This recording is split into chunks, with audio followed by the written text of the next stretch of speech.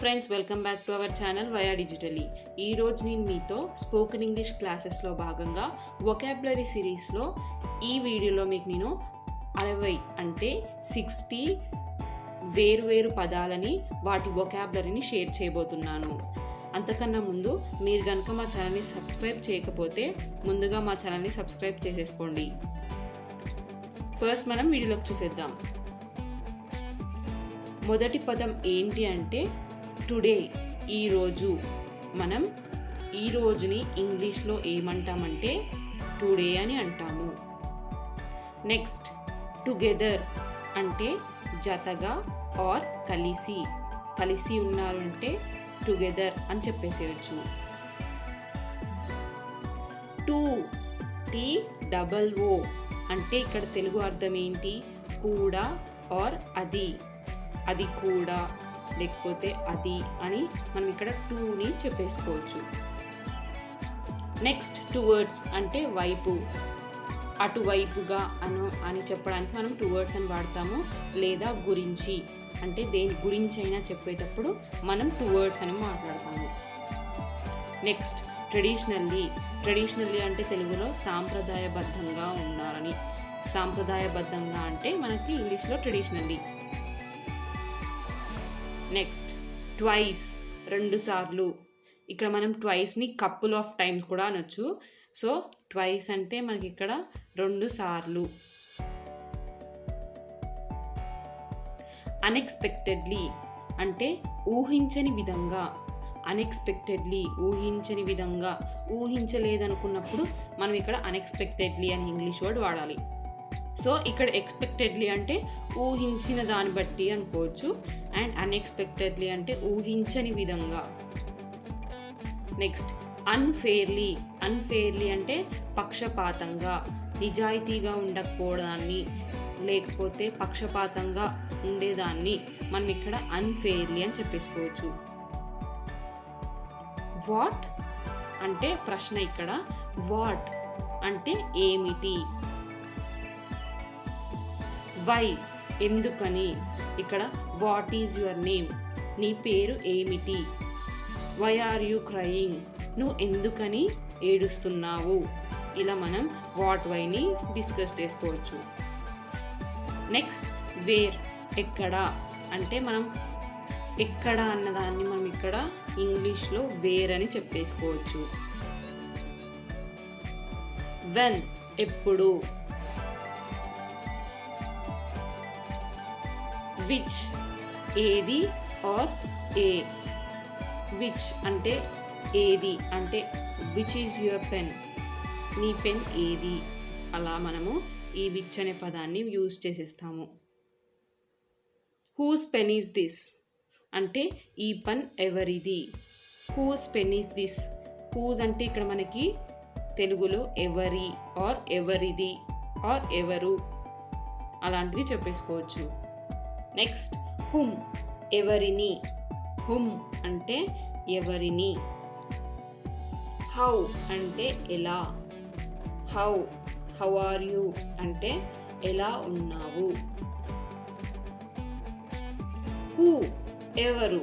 Who are you అంటే ఎవరు నువ్వు.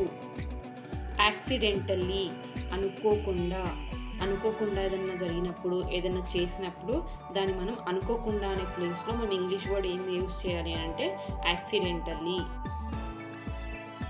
ఆఫ్టర్వర్డ్స్ తరువాత ఆర్ పిమ్మట. తరువాత అనే దాన్ని మనం ఇక్కడ ఇంగ్లీష్లో ఆఫ్టర్వర్డ్స్ అని చెప్పేసేయచ్చు. ఎగో క్రిందట అంటే కొన్ని రోజుల క్రితం జరిగిన దాన్ని క్రిందట అని చెప్పడానికి మనం ఇక్కడ ఎగో అనే పదాన్ని యూజ్ చేసేస్తాము. ఆల్ అంటే అంతయు ఆర్ పూర్తిగా. అందరినీ రిప్రజెంట్ చేయడానికి, పూర్తిగా అనే పదాన్ని రిప్రజెంట్ చేయడానికి మనం ఇక్కడ ఇంగ్లీష్లో ఆల్ అనే పదాన్ని వాడతాము. ఎలోన్ ఒంటరిగా ఆర్ ఏకాంతంగా. ఒంటరిగా ఉండటాన్ని ఏకాంతంగా ఉండటాన్ని మనం ఇక్కడ ఎలోన్ అని చెప్పేసేయచ్చు. ఇంగ్లీష్లో ఎలోన్ అంటే తెలుగులో ఒంటరిగా ఆర్ ఏకాంతముగా. యాంగ్రీలీ కోపం అంటే మనకి ఇంగ్లీష్లో యాంగ్రీ ఆర్ యాంగ్రీలీ. ఎనీవేర్ ఎక్కడైనా చెప్పేయాలంటే ఇంగ్లీష్లో మనం ఎనీవేర్ అనే పదాన్ని వాడతాము.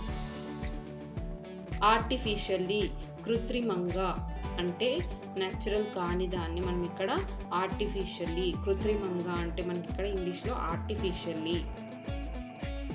ఆటోమేటికల్లీ యంత్రీకరంగా. అవే దూరంగా ఉండాలి, దూరం అని చెప్పడానికి మనం ఇక్కడ అవే అని వాడతాము. యాక్చువల్లీ నిజంగా, యాక్చువల్లీ అంటే నిజంగా. నెక్స్ట్ బ్యాక్ అంటే వెనుకగా ఉన్న వాటిని మనం ఇక్కడ బ్యాక్ అని చెప్పేసుకోవచ్చు. బ్యాడ్లీ చెడుగా అంటే ఇంగ్లీష్లో బ్యాడ్లీ అనే పదంతో రిప్రజెంట్ చేయాలి. నెక్స్ట్ బిఫోర్ ముందర, ఎదుట, మునుపు ఆర్ పూర్వము అంటే మనకు ముందున్న వాటిని ముందుగా రిప్రజెంట్ చేసే ఏ తెలుగు వర్డ్నైనా మనం ఇంగ్లీష్లో బిఫోర్ అని అంటాము. బిహైండ్ అంటే వెనుకకు, బిలో అంటే తెలుగులో క్రింద, దిగువ ఆర్ తక్కువ. అలా మనము బిలో అనే పదాన్ని మనం తెలుగులో ఇలా చెప్పేసుకోవచ్చు, కింద, దిగువ ఆర్ తక్కువ. ఇలా మనకి తక్కువని రిప్రజెంట్ చేసేదాన్ని ఏ తెలుగు వర్డ్ అయినా మనం ఇంగ్లీష్లో బిలో అని చెప్పేసేయచ్చు. నెక్స్ట్ బియాండ్ అంటే అవతల, మించి ఆర్ దాటి, అంతకు మించి అంటే మనం ఇక్కడ బియాండ్ అని చెప్పేసేయచ్చు. బ్రైట్లీ ప్రకాశవంతంగా అంటే ఏదైతే ప్రకాశవంతంగా ఉంటుందో దాన్ని మనం బ్రైట్లీ అని చెప్పేసుకోవచ్చు. సన్ కానీ మూన్ కానీ ఇలా మనకు ప్రకాశవంతంగా ఉండే వాటిని మనం బ్రైట్లీ అనే పదంతో ఇంగ్లీష్లో రిప్రజెంట్ చేయాలి. కామ్లీ నెమ్మదిగా అంటే మనకి ఇంగ్లీష్లో కామ్లీ వస్తుంది. కేర్ఫుల్లీ జాగ్రత్తగా అంటే మనకి ఇంగ్లీష్లో కేర్ఫుల్లీ. నిర్లక్ష్యంగా అంటే కేర్లెస్లీ. వై సో ఎవర్ ఎందుకైనప్పటికీ, వేర్ సో ఎవర్ ఎక్కడైనప్పటికీ, వెన్ సో ఎవర్ ఎప్పుడైనప్పటికీ, విచ్ సో ఎవర్ ఏదైనప్పటికీ. ఇలా మనము ఇంగ్లీష్ వర్డ్స్ అనేవి యూజ్ చేయాలి. హూ సో ఎవర్ ఎవరిదైనప్పటికీ, హుమ్ సో ఎవర్ ఎవరినైనప్పటికీ, హౌ సో ఎవర్ ఎలాగైనప్పటికీ, హూ సో ఎవర్ ఎవరైనప్పటికీ. ఫార్మల్లీ అంటే మర్యాదపూర్వకంగా. ఇలా మనం మర్యాదపూర్వకంగా అని చెప్పడానికి ఇక్కడ మనం ఫార్మల్లీ అని రాస్తాము. అండ్ పద్ధతి ప్రకారం అని చెప్పడానికి కూడా ఇంగ్లీష్లో మనం ఫార్మల్లీ అని చెప్పేసేయచ్చు. ఫార్వర్డ్స్ అంటే తెలుగులో ముందుకు ఆర్ ఎదుటికి మనం రిప్రజెంట్ చేయాలంటే ఇంగ్లీష్లో మనం ఫార్వర్డ్ అని రిప్రజెంట్ చేస్తాము. నెక్స్ట్ ఫ్రీలీ స్వేచ్ఛగా అనే దాన్ని మనం ఇక్కడ ఇంగ్లీష్లో ఫ్రీలీ అని చెప్పేస్తాము. ఫ్రీక్వెంట్లీ తరచుగా.